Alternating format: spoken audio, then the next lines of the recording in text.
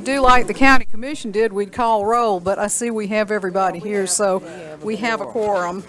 Yes, ma'am. Before we approve the agenda, I would like to pull under number 8, number D and E, and I'd like to pull from the consent agenda number J and K. But can we say why we're pulling it? I mean, I haven't had time. okay, all right, sorry. Would you say it again, Madam President? I'd like to pull under number 8, Number 8, items D and E, okay. and I'd like to pull under the consent agenda J and K.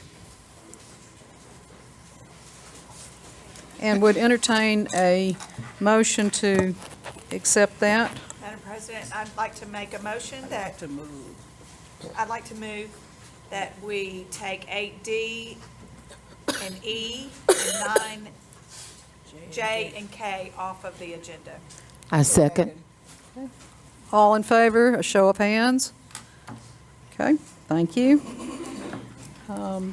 Mr. Scott?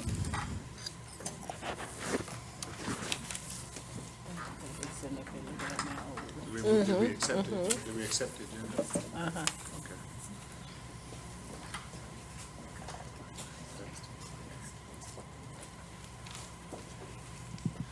All right, I'm going to keep it pretty brief tonight. I'm going to go straight to the employees of the month. Will Jennifer Noah and Tiffany Smith please join us?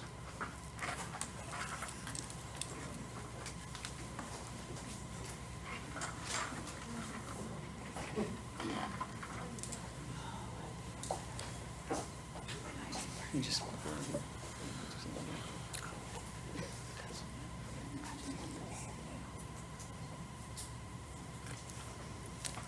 All right, Jennifer Noah is a kindergarten teacher at Dalrata Elementary. She continuously demonstrates her love of teaching and her desire for students to be the best that they can be. She works hours beyond what is required as she plans for ways to truly engage, educate, and inspire students as the MPS mission states. She collaborates with grade-level colleagues, teachers, and parents to ensure that not only her students, but all students at Dalrata are successful. Now, Tiffany Smith started out as a custodian at Brubaker Primary, and through her hard work and dedication, she worked her way up to zone coordinator and currently is the lead zone coordinator for the logistics department. Ms. Smith oversees the ordering of the custodial supplies, the training of the new hires and all custodians in the district, and organizes the proper steps for cleaning the district schools and offices. She is always one of the first to arrive and last to leave, and she is always pleasant, polite, and greets everyone with a warm smile. And we have certificates suitable for framing. And we also have a gift cards for $25 each, courtesy of Baptist Health, I should say. Let's give them all a big round of applause.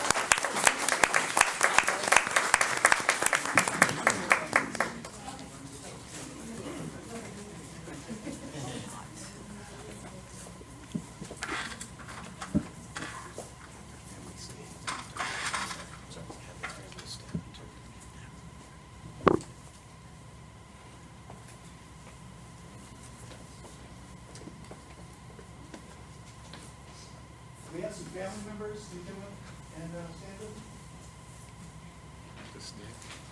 Sandra. Do you have anybody here?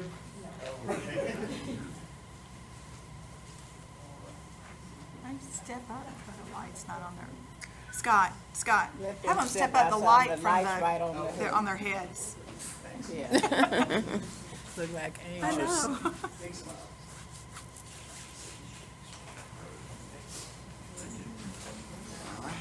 Thank you.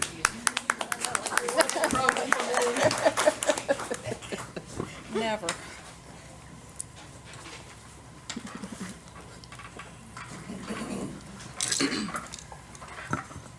Okay. I have a couple of things to say tonight. Really would like to go on record as saying thank you to the Montgomery County Commission for holding a public hearing for us just a few minutes ago and passing a resolution to send a request for to the legislative delegation for an ad valorem tax increase. And it is the first step in a somewhat long journey, but it is the first step behind us. On good news that I love to give, congratulations to Wilson Elementary for being named a School of Distinction by the Council for Leaders in Alabama Schools for its STEM Marker Spaces program. Wilson is one of only 30 schools statewide and the only elementary school in the River region to receive this recognition. The school will be recognized at the CLAS Awards luncheon May 4th in Prattville. And a team from Brewtech's Engineering Academy was one of just 3 from the River region invited to the Project Flash Design Challenge held by Montgomery Works. The team was chosen based on their performance in the Best Robotics competition, and Brewtech was the only public school represented. The Brewtech team members constructed 2 prototypes of a protective shell for use with Raspberry Pi computers. They will be presented with a coin and a letter of appreciation. And I don't know if I want to give this other good news or not, because the last time I did this, we lost. But this Thursday, Lee High School, the boys basketball team will play Oak Mountain in the state Final Four in Birmingham. And the Generals have only lost 1 game, so y'all cross your fingers that I don't jinx that. But congratulations to all of them, and there are very good things happening at MPS. And we will now turn to citizens' comments. Oh, no, excuse me, scheduled public comments. And Ms. Brown, do I have the things to read here? Do I need to? No, she knows what. You know the rules. Tonight, I received this on my doorstep, so I am not going to talk until I read the whole thing. Somebody put it there. I wish I knew who, but I thank them for placing it there so that I can get a good understanding of what is exactly happening. I know what happened before you came into office, because I always complain about the finances. Now, I'm going to read this and see what has actually gone down, and I'll know what to expect in the future. I thank you. And let me say one thing. I'm speaking because of the ad valorem tax and the occupational tax. The reason I'm speaking on that is I'm out there in the public. People are not looking at what those taxes are for. They're looking at 2 taxes. And that's why I was saying, if you hold off a little while, you can get the people back. If you hold off a little while, you could get the people back. That's what my statement was. I'm for whatever is good for the students. And right now, we haven't been doing too good by the students. So thank you. Mr. Galliard?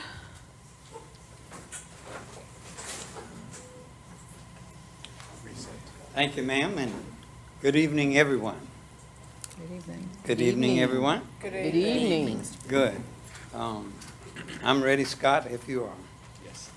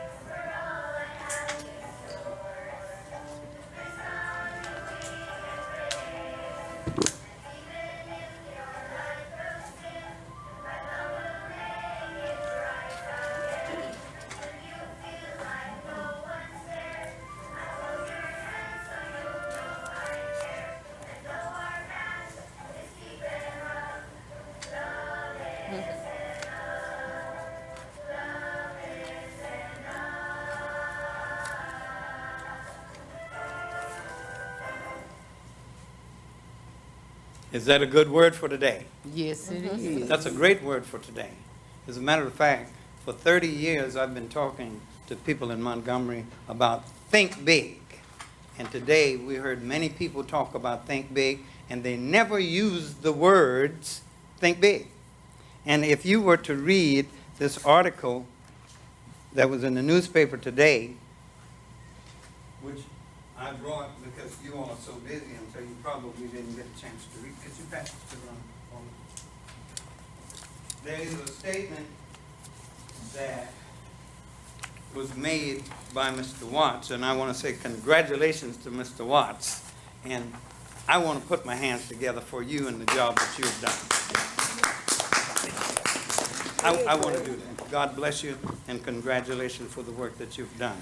But listen to what Mr. Watts said.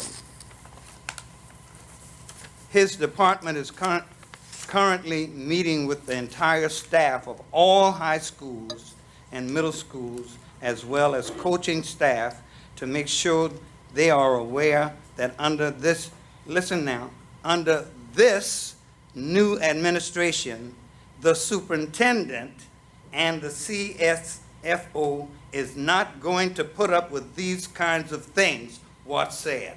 That's what Mr. Watts said. And I want to, again, applaud you for what you've done. And I want to applaud the superintendent for hiring the man. You get a big amen for that. Now, I'm saying that I've been talking about think big for 30 years. Okay, our time has expired. Oh, okay, and I can stop. Did you all take the time for the song? Yes, You all should not have taken the time for the song. we didn't.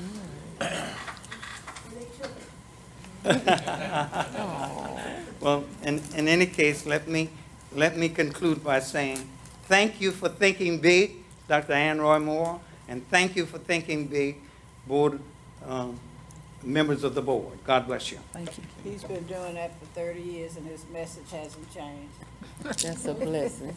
Thank you, ma'am. Okay, and we have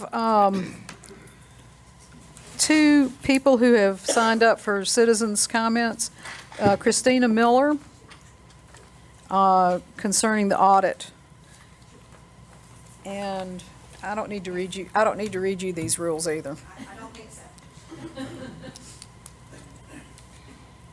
I am the parent of 4 children in MPS. They have attended both traditional and magnet schools, and my husband and I have been actively involved from the beginning. In our nearly 6 years in Montgomery, I've observed positive changes in the system. I recognize the work of the past and present board and the superintendent to make positive changes for all of Montgomery's students. While we are certainly in the minority, there are a number of parents and community stakeholders who are truly invested in moving forward. One of the treasures of our city is the Equal Justice Initiative's Legacy Museum. On the outside wall is a quote by Dr. Maya Angelou that says, "History, despite its wrenching pain, cannot be unlived, but if faced with courage, need not be lived again." As a community and as a school system, we have failed to face our history with courage. The mistrust of MPS is legitimate. Either we have been inept in our communication strategy or unwilling to communicate fully and well. First, we have to seek truth.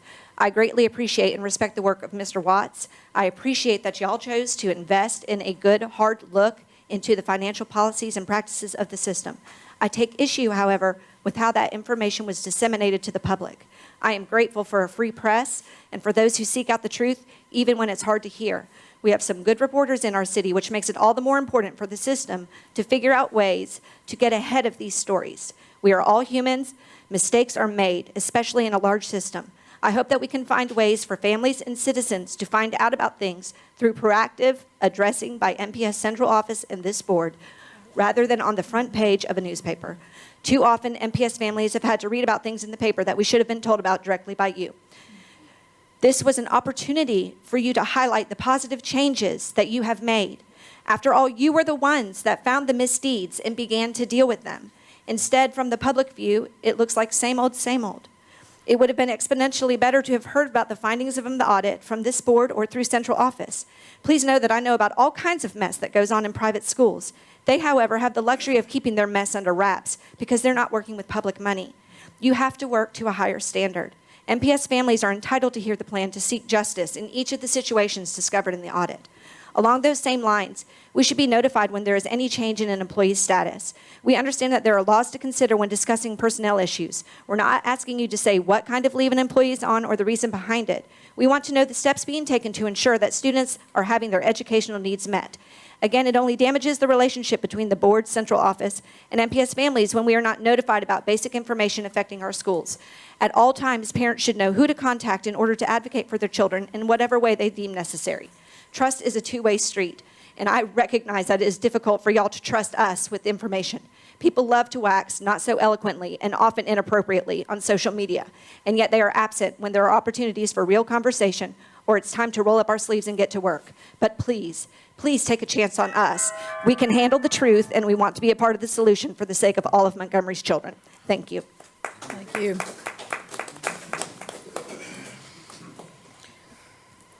I hope I get it right. Jean Charbonneau. Poor Commissioner Dean. It's all right. I am very accustomed to having my name mispronounced. I, too, am here to talk about the agenda item, the audit. I will follow on what Christina has said about the communication and the way the information was presented. But I am here about communication, about the audit, spending too much. A headline like this in Monday's paper. This, of course, was Tuesday's paper. We have had a lot of press. Krista's here. I asked her, did you write this headline? No, she doesn't write the headline. The headline is misleading because in the second paragraph, it actually says that we are below the state average or recommended spending. And what my comments are is based on the audit, based on what is happening, the changes, the improvements, the new leadership, the audits that are happening. We're below.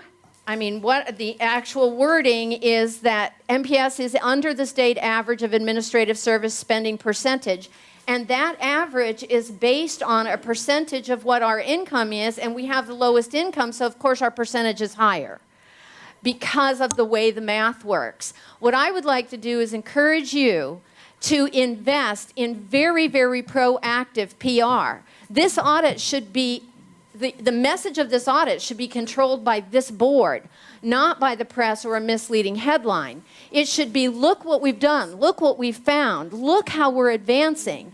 And we need to invest in a very, very, energetic PR campaign. And if that involves hiring somebody else to be able to address, because we have a lobbying campaign that's going to come up that's going to be really important to get this ad valorem tax passed.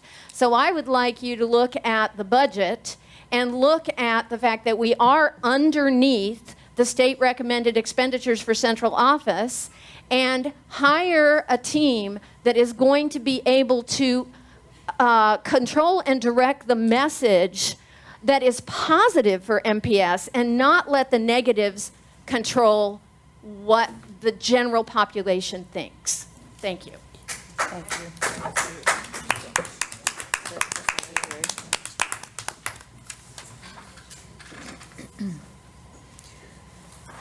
All right.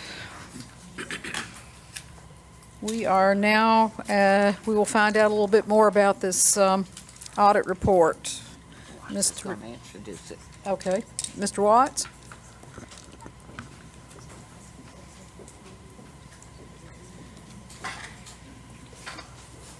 Thank you, Madam President, members of the board, Madam Superintendent. Just wanted to make just a few comments before I introduce Ms. Teresa Delco to come up to deliver the audit for fiscal year 2018. First, our district has worked very, very closely with the state examiners and law enforcement when necessary throughout this process. We have helped to identify several instances of fund mismanagement, and we are grateful to the state examiners for their discoveries of several instances of mismanagement. We're also thankful to the examiners for the resources that they have devoted to a thorough investigation of these issues. So it has been pretty much a true team effort, although we certainly respect the independence of the examiners.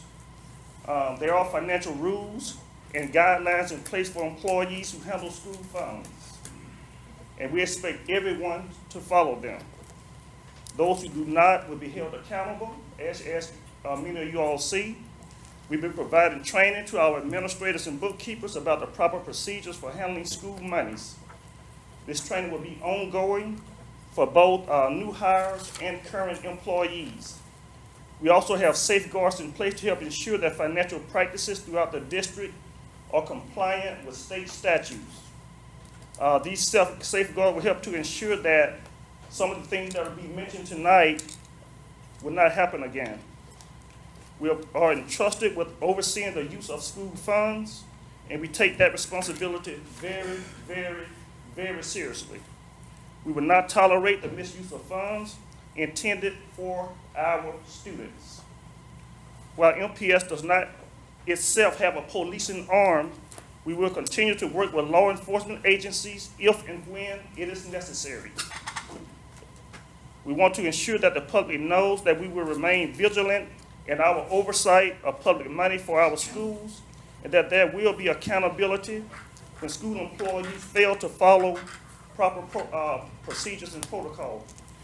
And lastly, Madam President, I just want to say that the great majority of our employees are wonderful, law-abiding, and good employees. In fact, 99.9% of our employees are really good employees. They follow the rules and they follow the guidelines. But anytime you have an employee staff between 3,500 to 4,000 employees, you're certainly going to have a few that you have to deal with. And with those few, you have to deal with them. And so that's the situation that we're in. But I just would be remiss if I didn't say that the grand majority of our employees do the right thing. They work hard, and they're law-abiding citizens, and they're doing a great job for our school district. I just had two questions. Okay? I want to know, will each and every person mentioned in the audit be prosecuted to the fullest extent? Of course, we're not the policing arm. Of course, you have law enforcement that will make those determinations. Okay. And could you tell me, since you're over this, is there an invoice out there for $64,000 for tires, bus tires, but no tires found? Do you know of that now? Dr. Keith, I heard that from somewhere, and that caused me to go and look into that, and that is absolutely not true. I don't know where that came from. The state, but that's okay. And high up state. Well, I wouldn't bring it. I haven't seen anything like that, so. Okay. Madam President. Thank you, sir. Ms. Teresa, definitely should come up and present the audit. Good evening, everyone. I'm Teresa Deacle. I'm an audit manager with the Examiners of Public Accounts. By state law, we're required to come present our audit report after the auditor's release and disclose to you the information in that audit report. As you all know from the conversations going on, we're here to present the audit report for October 1, 2017 through September 30th, 2018. We conducted our audit in accordance with applicable accounting requirements, which include generally accepted accounting principles, generally accepted auditing standards, government auditing standards, and uniform guidance. We issued an unmodified opinion on the board's financial statements as of September 30th, 2018. What this means is that the financial statements are presented fairly in accordance with generally accepted accounting principles. We did, however, note the following matters and have included them as audit findings in our report. I'm going to give you a summary of those findings. I'm not going to read them verbatim. I'll give you our web address where you can go and download the audit report later on if you'd like to do that. Our first finding relates to the board's failure to comply with certain aspects of the Alabama competitive bid law. The bid law requires all expenditures of public funds in excess of $15,000 to be competitively bid. The bid law also requires all original bids with documents pertaining to the award of the contract be retained for review for 7 years as established by the Local Government Records Commission. The board failed to bid various system-wide services, equipment, and materials that exceeded $15,000. The board also failed to retain documentation to support items purchased from the State of Alabama statewide contract bid list, which totaled $381,581.50. Our next finding relates to the board's failure to follow certain aspects of the Public Works Law.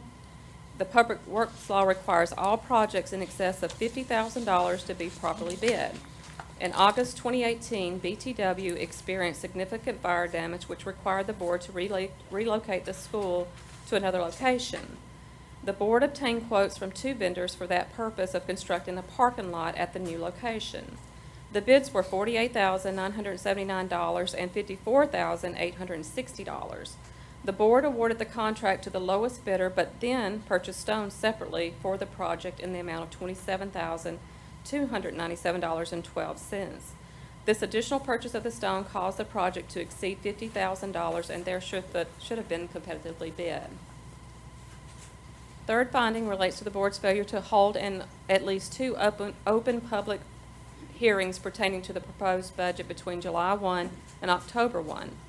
The board did not hold its meeting until October 24th and 26th of 2017. Also, the board is required to submit an annual budget to the State Department of Education by October 1. The board did not submit its budget until December 24th, 2017. This finding was first reported to the board in fiscal year 17 as finding number 2017-001. Our fourth finding relates to the state ethics law. And basically, the state ethics law states that no public official or a public employee shall use or cause to use his or her official position or office to obtain personal gain for himself or herself or a family member of the public employee or family member of a public official. In 2013, a scholarship fund was established at Brewtech for the purpose of the scholarship was to award scholarships to college-bound seniors graduating from the school. The basis for being awarded this scholarship is the student's academic achievement, family ties to the school, individual essay, and the student's leadership and service record. The guidelines state that scholarships should be awarded on a 2-year basis and dispersed in equal payments prior to the beginning of the spring and fall semester. During the review of expenditures of the scholarship fund at Brewtech, it was discovered that payments were being made directly to 3 universities for 2 individuals whom did not meet the criteria established for receiving the money from the scholarship fund. There was no documentation on file for any other individual applying to receive money from the scholarship fund. Upon further review, it was noted that only payments for the scholarship fund were made on behalf of the grandson of the scholarship's benefactor.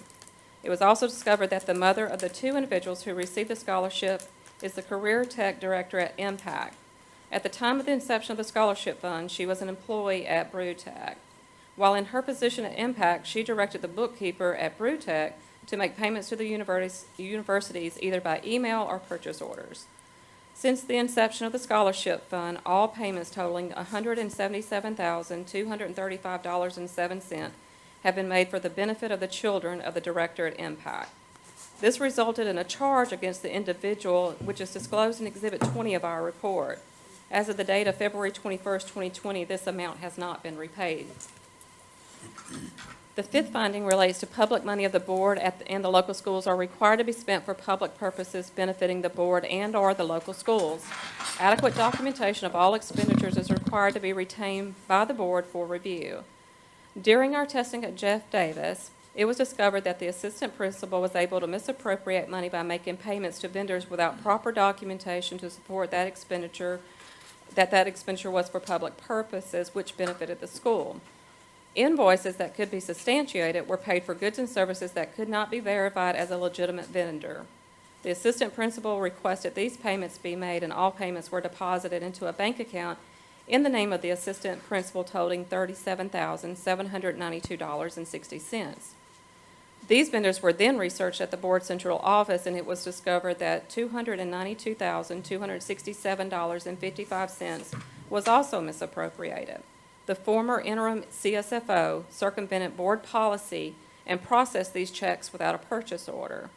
As of the date of our audit report on Exhibit 20, $330,060.15 has not been repaid. Finding number 6. The State Department's financial procedures for local schools contain guidelines for school athletics and other school programs, including ROTC. The guidelines indicate that these extracurricular activities must be under the control of the principal. Unauthorized bank accounts were maintained by the former athletic director at Brewtech for basketball. the former head basketball coach at Carver High School for basketball, and the ROTC sponsor for ROTC expenditures. The board's internal control procedures revealed that the public funds for a community service grant was not recorded at the local school level, and therefore brought this to our attention during our audit.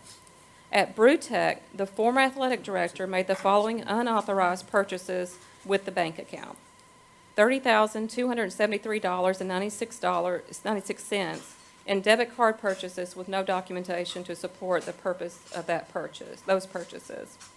$6,000 in checks were made payable to cash with notation as trainer fees. $5,418.36 in unallowable purchases made at a gentleman's club, a local bar, online gaming, video sites, grocery stores, restaurants, gas station, a credit card company, a pharmacy, and payments to family members and also a collection agency. $3,320 was used as a debit card withdrawal from ATMs without any supporting documentation. $896.40 were for bank charges, surcharges, and overdraft fees. This resulted in a charge against the individual in the amount of $45,908.72. This amount has also not been repaid. At Carver High School, the former head basketball coach made the following unauthorized purchases: $48,874.83 in undocumented purchases, $13,713 in transfers from the unauthorized bank account of the former head basketball coach's personal bank account, $9,970.36 in authorized purchases made at wine, liquor stores, restaurants, car rental establishments, local probate office, a pet store, a car wash, eyeglass store, and a final withdrawal to close the bank account out, but that money was not submitted to the school. $3,655 in undocumented ATM cash withdrawals, and also $762.24 in bank charges. This resulted in a charge against this individual in the amount of $76,975.43. This amount has not been repaid. At Carver High School, the ROTC sponsor made the following unauthorized purchases with the bank account. Initially, there was $57,300.01 in undocumented purchases. Of this amount, the ROT sponsor was able to provide $25,690.82 in supporting documentation for those purchases, leaving a balance of $31,609 undocumented. Initially, $9,559.69 in authorized purchases were made at restaurants, clothing stores, fireworks store, food delivery service, a diet program, and grocery stores. The ROT sponsor was able to provide documentation to support $969.55 of those purchases, leaving a remaining balance of $8,590.14.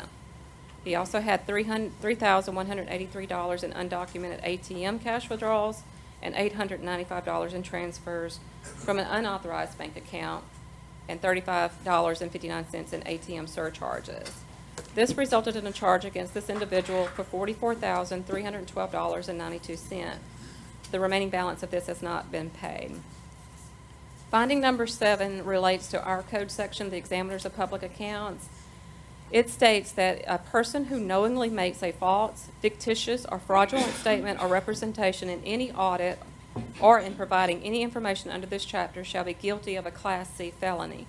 The unauthorized bank account statement provided by the ROT sponsor, as discussed previously, differed from the documentation obtained from the bank. The ROT sponsor could face possible legal actions for making a materially false, fictitious, or fraudulent statement or representation during the audit.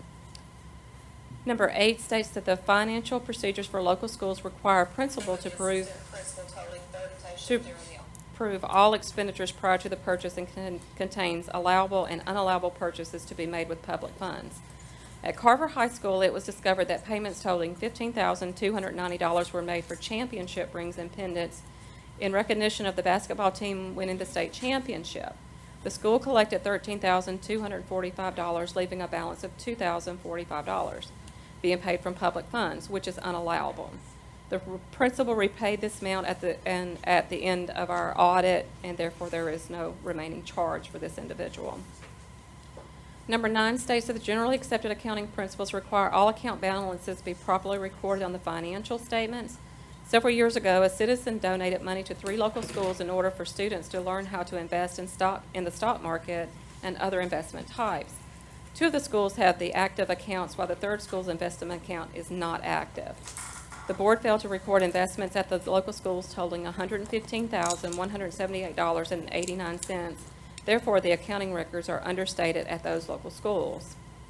Number 10 states the board has failed to perform an annual inventory of the system's capital assets since 2014, which is in violation of the board policy. This finding was first reported to the board in 2015. Finding number 11 states that the State Department of Education's financial procedures for local schools requires local schools to follow certain procedures to account for fundraisers. At Brewtech, Carver High, Jeff Davis, and Danley Elementary, these policies and procedures were not operating effectively.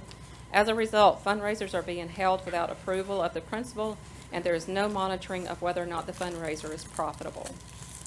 Number 12 states that the State Department of Education's financial procedures for local schools requires all teachers to be issued a receipt book as assigned by the school's bookkeeper. And receipts should also be issued for all monies collected by teachers and taken to the office daily.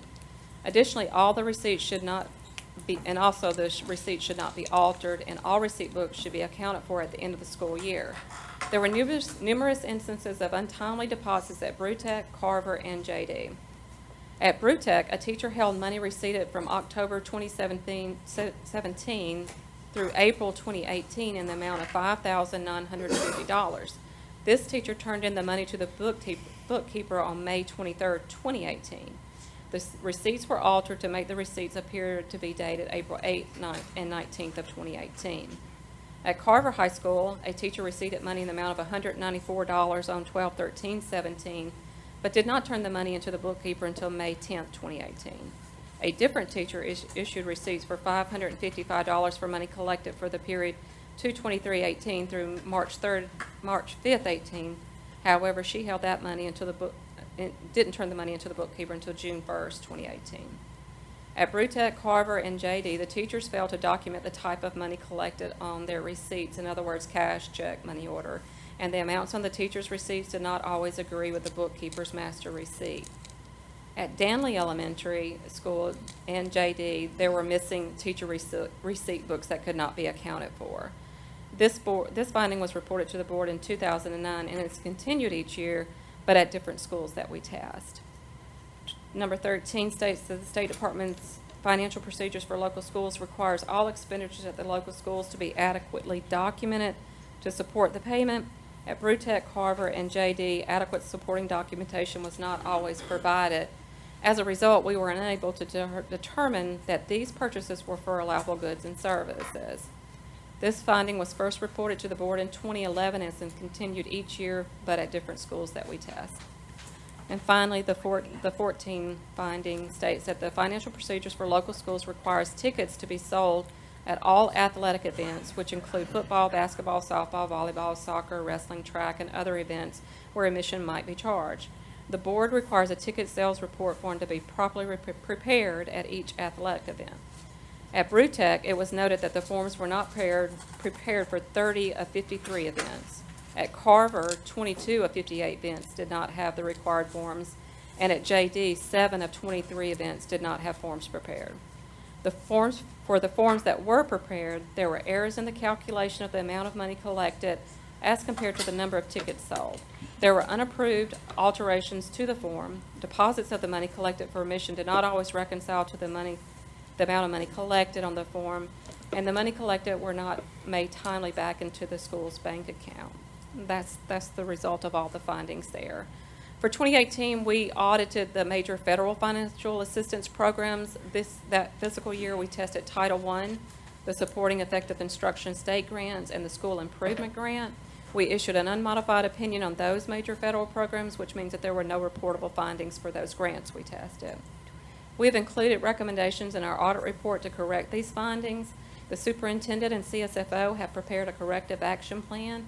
It's included as exhibit number 21 in our audit report. If you'd like to download a copy of our audit report, it can be viewed at www.examiners.alabamaspelledout.gov. Thank you for your attention. Excuse me, I have questions, okay? And the reason I'm saying that is in your report, you state that it says generally accepted accounting principles, your GAAP, require the financial reporting entity consist of primary government and its component units. It lists us as a component unit. And basically, it says if we were to exclude our comments, it would cause the reporting entity's financial statements to be misleading and incomplete. So I wanted to start with, if you look at your infraction or your non-compliance 002, let's just call them 2018 002, I just wanted to make the statement that you said, you know, we were supposed to stick to 50,000. Anything over 50,000, we were supposed to report these bids. And you talked about the two bids where we took the lowest bid, and then when we added the 27,000, which would make a total of 70-some thousand spent for that. I want to remind the board that right after Superintendent Moore came on board, we were asked to allow her to write checks 75,000 and under, with us not even approving of it. I think with what has happened and what you just reported, that is something that we as a board, it is our fiduciary duty to look what's going on out there. I think if we knew that, we would know that, but I just wanted to make that comment. Okay, well, let me respond to that, because the Public Works law requires construction type equipment. Public Works means any kind of improvement, renovation to a building, such as even including sidewalks or that sort of thing. That requires a whole set of procedures requiring payment bonds. It's just a multitude of different things. What Dr. Moore may approve would not be that. Okay, gotcha. Okay. All right, then it's just a couple discrepancies in One- here. One just quick thing, what we approved was her approving contracts, not writing. No, it was anything $75,000 and under. Contract. Checks. Contract. Okay, all right. Okay, then withdraw that. Okay, the next thing is just a couple discrepancies in your report. On page C, and you may not have it with you, you mentioned that there are 3 universities, and that would be your 004, which was the scholarship noncompliance.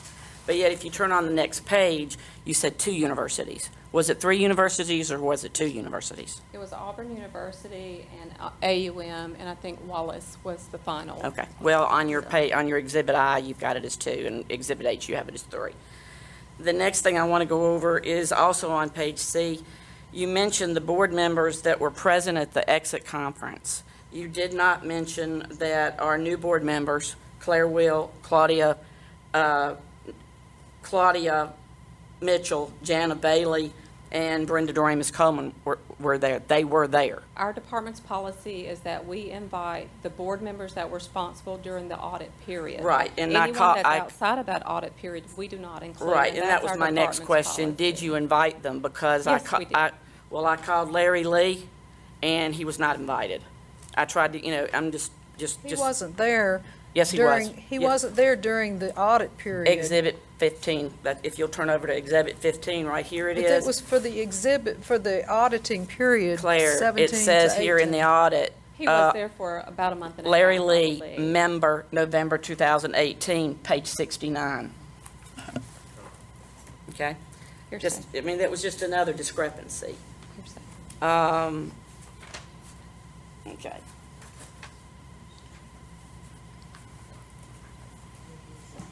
Okay, and I'd like to know, on that other one, who bought the stone? Why did we buy the stone if we're trying to save? No, that has nothing to do with you. Let me remind you, Dr. Keith, we had this exit conference with you guys on November 20th, and we asked you at that point in time to ask questions. If you have any additional questions, I need you to contact our chief examiner at 242-9200. Right, but I was concerned at that meeting, you said there were things you were not going to report, and that's why I don't That was related understand. to possible charges that we had with federal agencies. Well, I And think that's this what is we did not serious answer. enough. When you're missing 703,000, this is serious enough that we need to talk about it. And I think the we public gave you needs that to know about opportunity on it. November To keep it 20th. quiet, it Madam- sounds to Madam me like Chair. we're trying to hide something. Madam Chair, let me interrupt for a second. As part of the normal process, they present the findings. This is not a time to take questions. What we'll do is we'll submit those questions in writing. We need to move forward. Then Terry, how does the public know about it? Okay? Okay, We'll submit- moving We'll forward. submit those questions in writing, okay? Thank you. Dr. Williamson, let's talk about strategic plan update goal number 3. Good evening, Madam President, board members, Dr. Moore. Good evening. Hi. This was originally planned for our previous board member, hence the date, but we will jump right in. Many of central office members have been coming to provide updates on our performance in the strategic goal areas. The area that I am, along with a team of people responsible for, is Goal 3.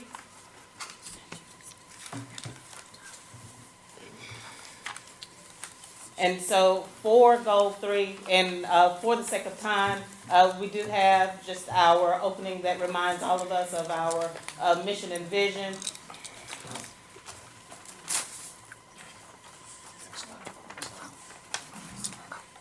You can go on side.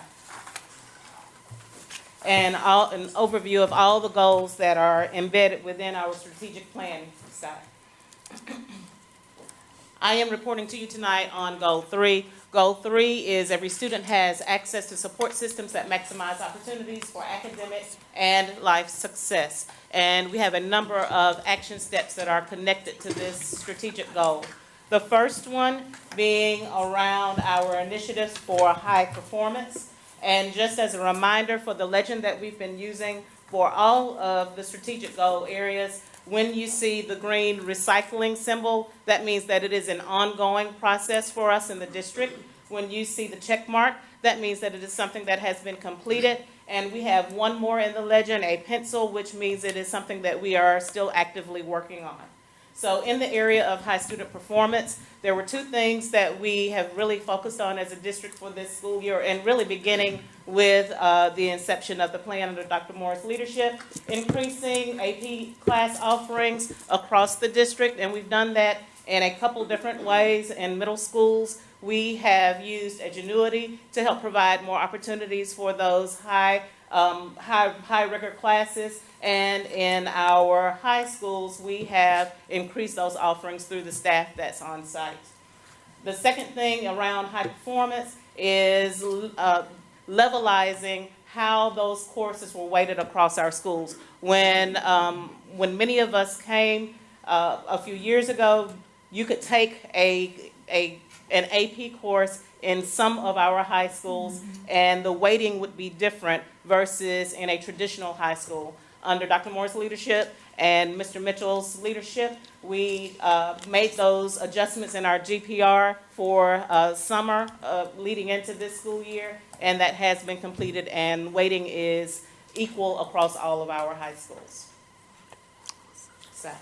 That's great. Our second strategy is around improving student behavior, and you see that there are many steps that we have here.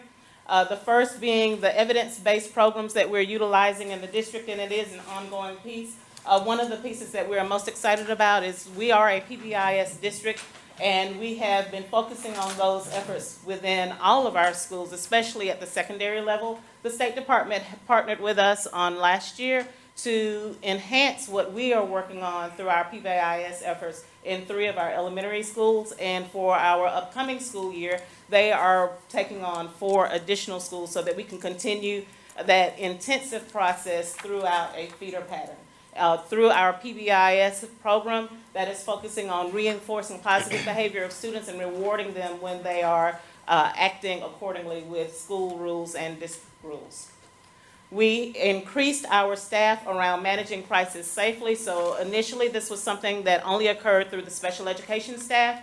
We now have staff that falls within my division that is certified to train within our gen ed schools, so that we have teachers and administrators across the board outside of special ed who are able to first de-escalate a situation when it occurs with a student, and then if need be, restrain that student appropriately.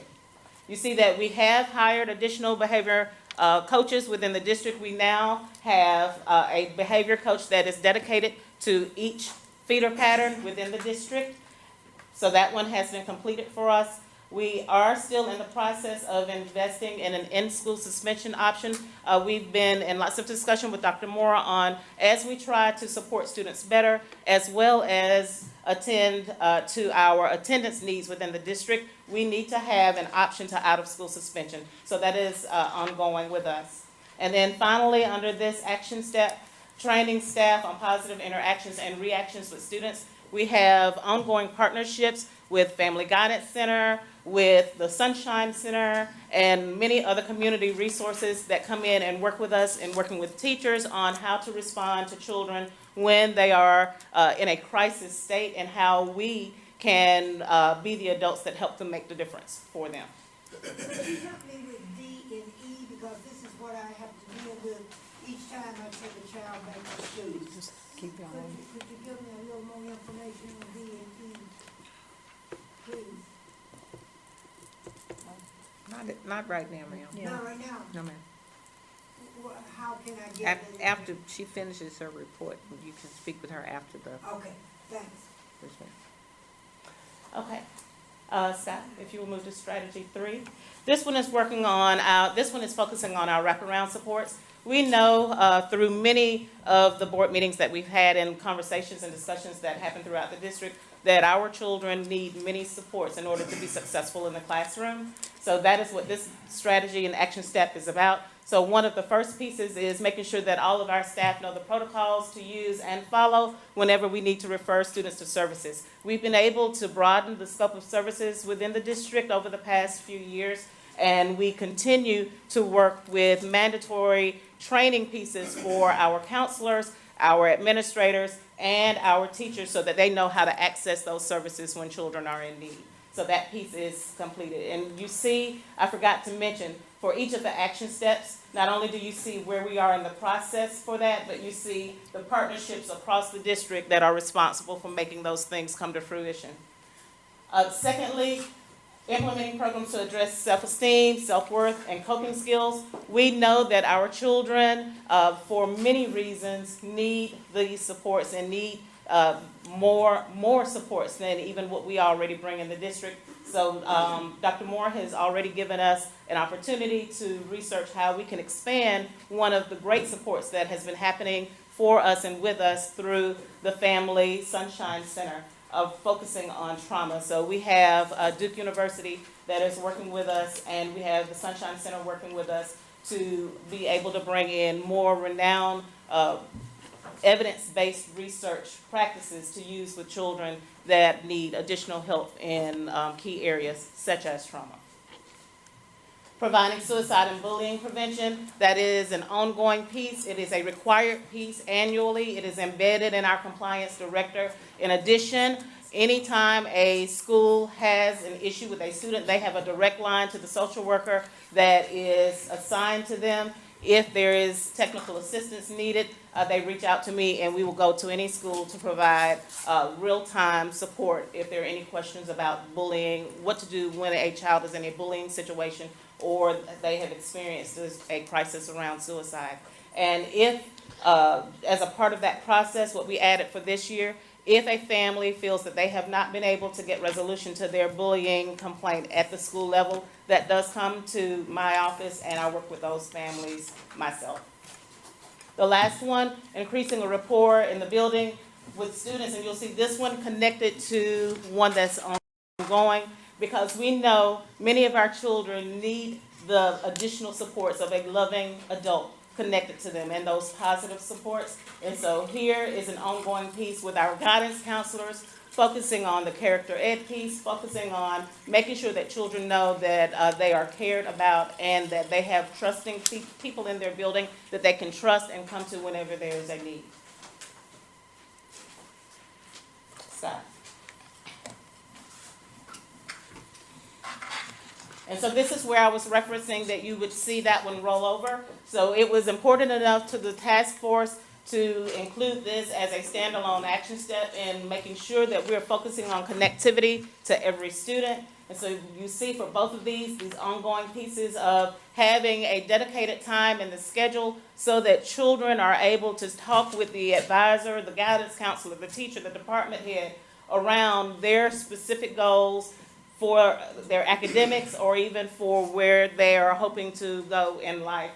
In working through Mr. Mitchell's office, this right now is happening in most of our schools, middle school and high.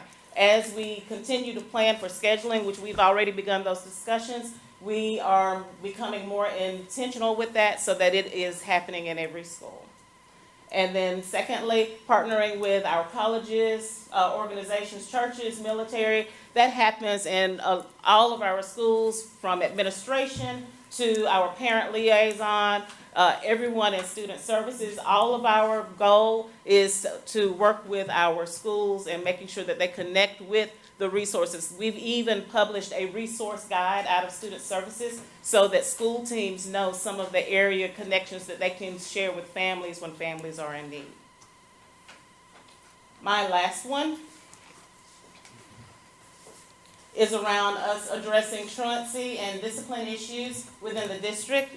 And so even though we did experience a cut within this department for this school year, we have our DROs that are continuing to work in the schools to help teams really target who the families are, who those children are when they are not attending school. We've also been able to expand that partnership with HMFI. We've cleaned up that partnership some. There has been new leadership in HMFI for this upcoming school year, and where there were in times past children that we could not refer or situations that they could not partner with us on, all of those barriers have been removed and we've been able to press forward.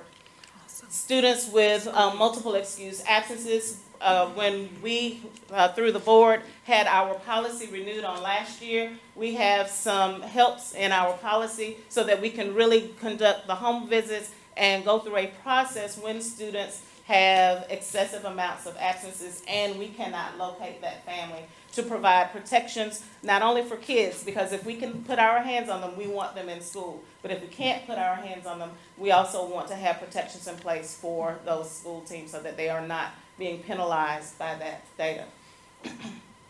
C, conducting the review of infractions and consequences as outlined in the conduct manual. Just today, we had our conduct manual meeting. That's an annual process where we pull in stakeholders, all stakeholders. We pull in teachers. We have parents that were with us today. We have principals from a variety of schools, all levels, so that we're keenly focusing on what are the issues that we've been experiencing within the district, and does our conduct manual adequately address those pieces? And what areas do we need to adjust so that we can continue to be responsive in our district to what's happening around discipline? Incorporating a process for promoting consistent disciplinary actions. We actually will have a meeting with the principals on next week, as a matter of fact, because we're at that point in time when we can do a comparison from our first semester discipline data, the STIR report for each school that was produced at the beginning of the school year, and have some conversation with principals around the trends that we've had so far with due process packets, and help principals. And it even started today in that conduct manual meeting, because we had so many of the high school principals and we were able to talk about, you know, when you're putting a code on a due process piece, how do we know that that code is consistent from JD to Lee to Lanier? And we had lots of conversation around making sure, connecting back to a previous action step, that we have the wraparound supports in place for children at the school level first before they're pressed forward for any kind of due process McIntyre placement, because our goal is to keep children in school and do what we can to support children, not to get children out of school.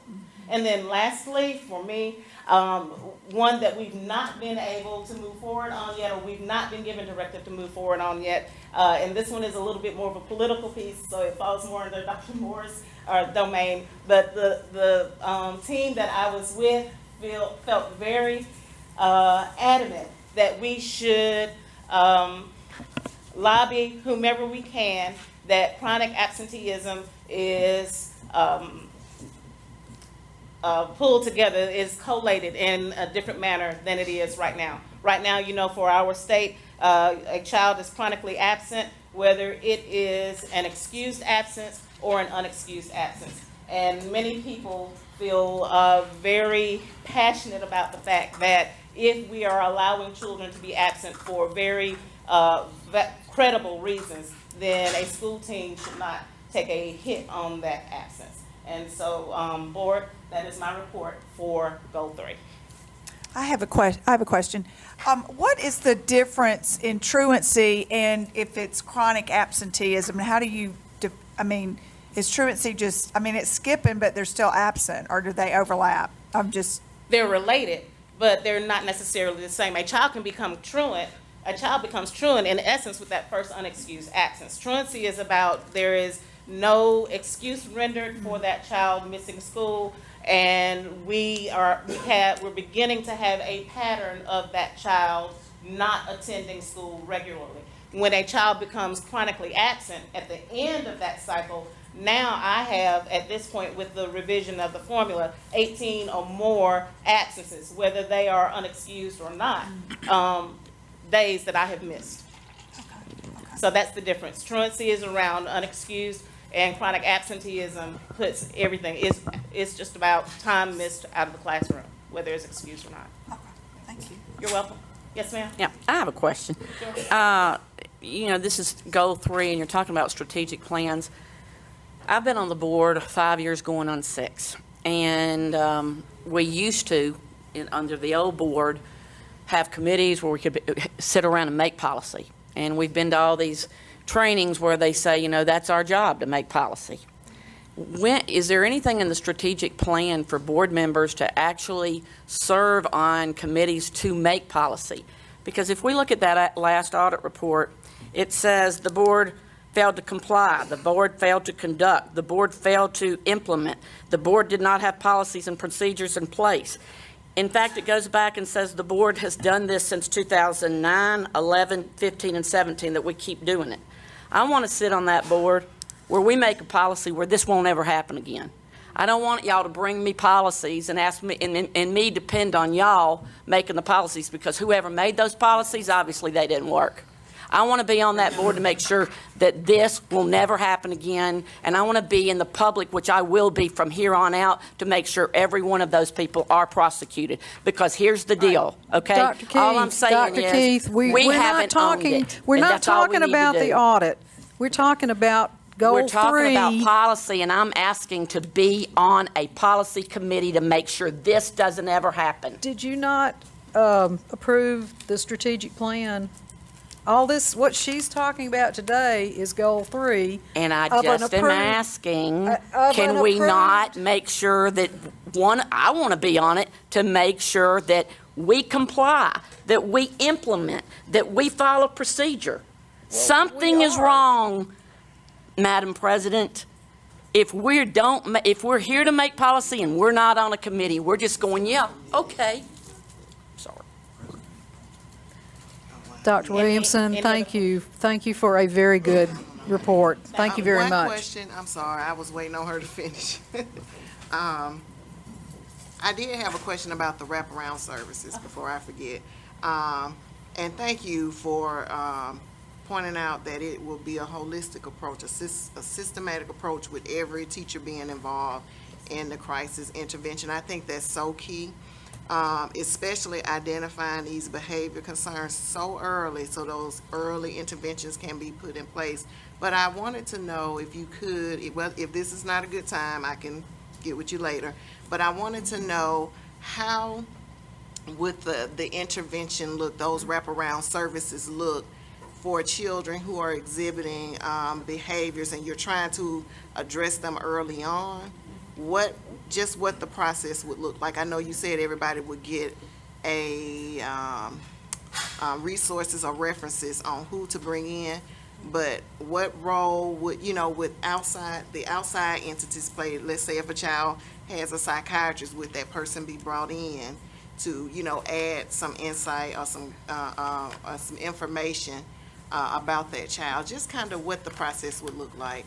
Well, and to some degree, we do that now. So it depends on, number one, the parent has to make that request and invite that person in on behalf of their child.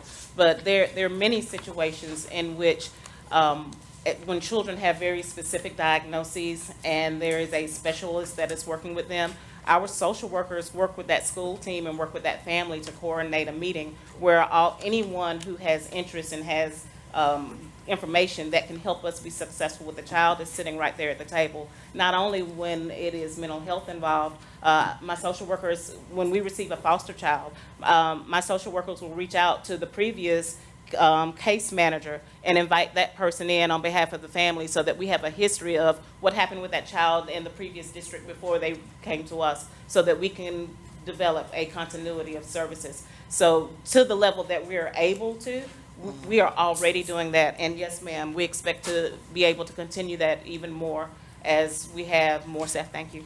As we have more staff to focus on those wraparound services.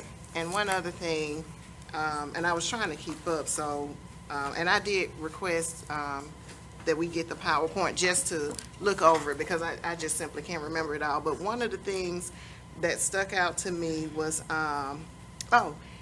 for the students who have not been identified, who don't have a 504, may not have an IEP, but may be exhibiting some chronic behavior, you know, and it may be so continuous that eventually they may have to be identified and tested. But let's say there's nothing there.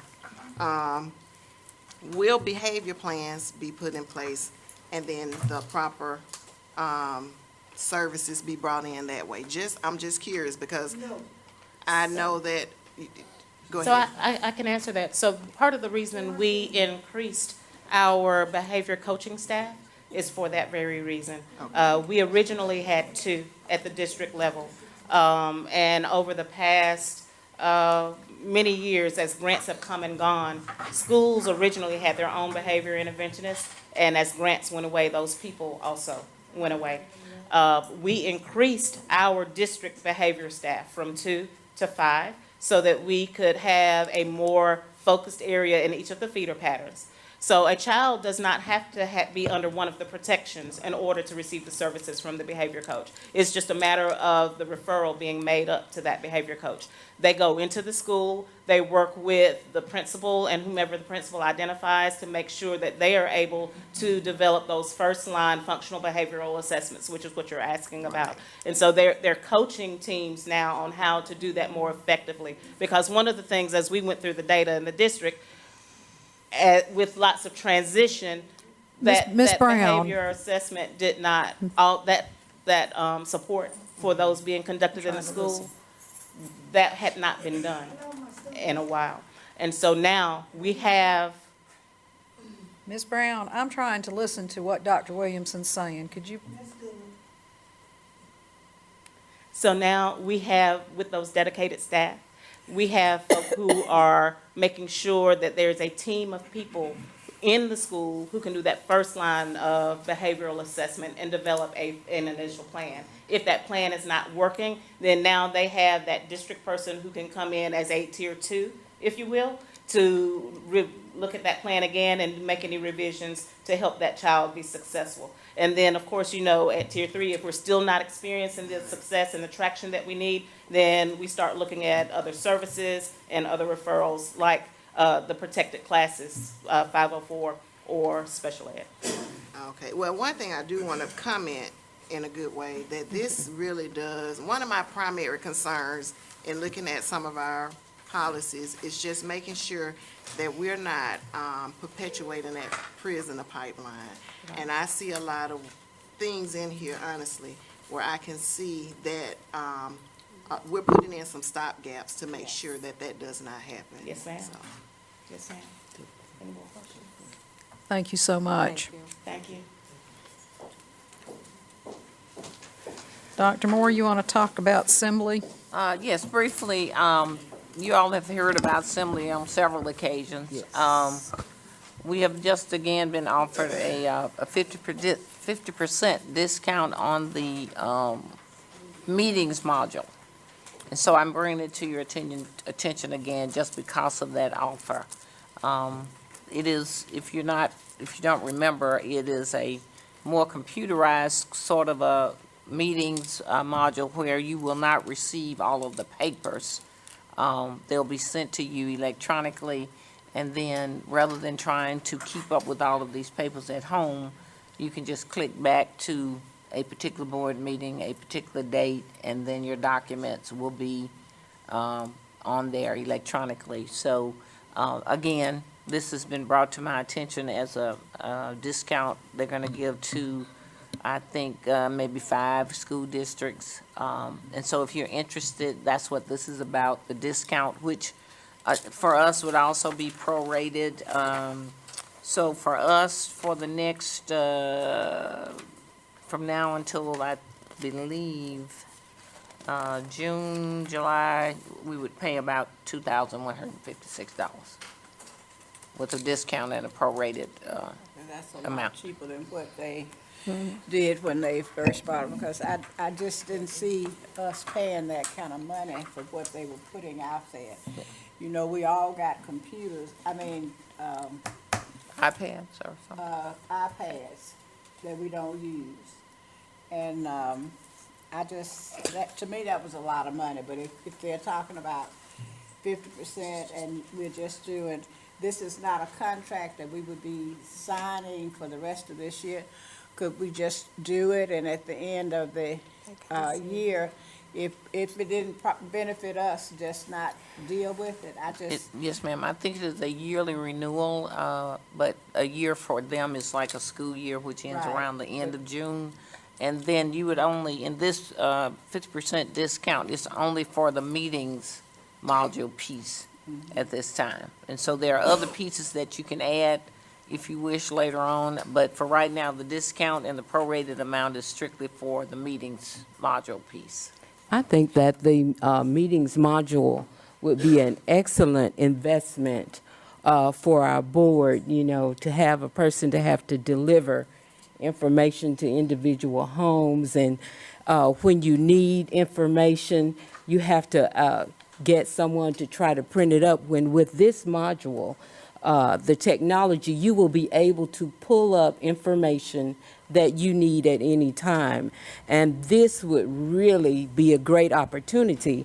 And as I spoke to the person at Assembly, there are other features on here that we can use for other things to communicate, not only for the board, but you can communicate through the school system, you know, to the principals and information. And as we are working with Apple Core, we can actually use this technology module to help us communicate without having to go into MPS systems. So we would have, you know, stakeholders and communities that can also utilize that system. So it would really be an excellent investment, in my opinion, that we can use for our communication as a board, but then use it as an alternative to communicate with the schools when we're trying to get information for volunteers with Apple Core. Well, I will say it would be easier than the large stack of paper to go through everything, try to find something. Yeah, my house You is can look full. it up, and it's, But we weren't given that option at first. You know, it was the complete packet, and the amount that they were asking for was, to me, astronomical, but Well, you know, most technology, after it's out for a few years, it gets cheaper and cheaper and cheaper. So I'm actually thinking that, as time goes by, it'll get even cheaper, I believe. And I understand there are annual renewals, but I'm wondering, will any of these past meetings be archived on that system? I think the answer is, they will be, if I'm not mistaken. It may take some work to go back and get it on the system. Starting, Yes. it would take some work on Leslie's part to go back and get it on. It's I still have to keep that large It's stack of paper. possible, but is it probable? It's quite possible. It's May quite not be a quick possible. turnaround, but starting at the moment we implement it, you will definitely see a reduction in your paperwork. And then also, just to make you, I don't know, you didn't ask this question, but anything that's not public will not be visible to anyone other than board members until the moment they become public information. And so that piece you won't have to, you don't have to worry about. You'll have some passwords or some other things to protect, you know, what you have. So. Nice idea. Anyway, that's what, it's been brought to my attention again at this reduction, prorated, 50%, et cetera, et cetera. So I thought, if nothing else, if you want to give it a try, you'll have a period of time that you can try it out. I like the figure for now, but I wouldn't at Okay. first. Okay. Okay, so moving on to the consent agenda. Dr. Moore? All right, I'm going to start off with, we've got these things listed on here, the personnel reports, certified personnel addendum 1, and we're gonna pull number 42 on the personnel report addendum 1. Number 40, certified, I'm sorry, pull number 42. Okay, wait, there were a couple of things that I wanted to pull on that consent agenda. Which was, it was just the certified personnel on the addendum. But I mean, if you want to leave it, I'll just vote, I can vote no Madam on it. President? All right, what would you like to pull? It was the personnel report certified personnel and personnel report certified personnel addendum 1. And will we have discussion on that? You can do this by executive privilege if you want to, but if she wanted to pull, it should have been done when we were adopting it. I can just vote no on it, that's okay. I just noticed a lot of teachers moving to central office, and I didn't know we were still hiring central office people. Did you look at the Thought we funding needed them source? in the classroom. Did you look at the funding source? No, I'm just looking at more central office people being hired specialists, and I didn't know that we were doing that. That was on that organizational chart. And it's like, kind of slowly, more people are being added to central office. Well, some people have left, if you recall. I checked that. I looked at each one of those, and nobody's replacing anybody, at least on this report, unless it was some other report. Is it grant money? Federal? It doesn't say that. It just says y'all are hiring them as central office, and I think I counted at least 2, maybe 3, and one was being pulled as a teacher and moved to central office. And I thought we had a shortage of teachers, and we needed as many teachers as we could have, and I did not understand why we are still moving to central office. Have we gotten more students? Well, technically, you cannot prohibit a teacher who wishes to apply for a position from being interviewed for that position and possibly acquiring that position if they meet the qualifications. You I can't just didn't know we were restrict. opening more positions at central office, and we could afford it, but that's okay. I can vote on the consent, I can vote no, right? Certainly. Vote no on anything, you Okay. can vote no. All right, good deal. But if you look, Dr. Keith, at some of these things that you're talking about, they are transfers for program needs, they're not Right, hiring. but they're transferring Yeah. to central office, and we need teachers, Ms. Briers.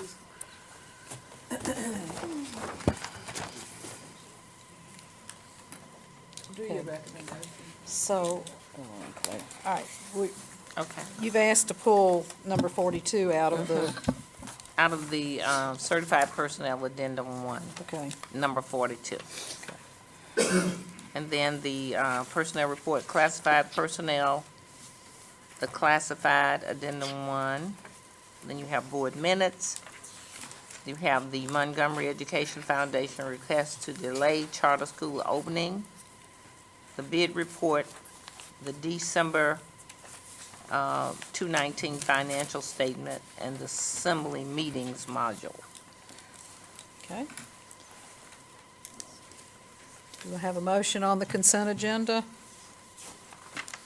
Madam President, I move that we accept the superintendent's recommendation of item number 9 from A through I. I second. Okay, any other discussion? All in favor with a show of hands? All opposed? Okay, that motion carries. Our next meeting is Tuesday, March the 10th, right here at 5 o'clock, and we are adjourned.